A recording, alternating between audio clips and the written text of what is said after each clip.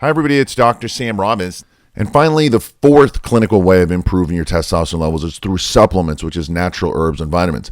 Now, most of us are deficient in numerous herbs, vitamins, and minerals. In fact, it's estimated that we would need to eat at least 27,000 calories or more to get all the nutrients our body needs.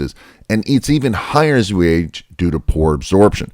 Now, because of this, I highly suggest you take specific herbs, vitamins, and minerals to help boost your testosterone levels naturally from within. Not only will your libido and sex drive increase, but you'll feel younger and have more energy, increase your muscle mass, and lose the belly fat because of the naturally higher testosterone levels. And because of this, happens all naturally from within your body, it's safe for long-term use.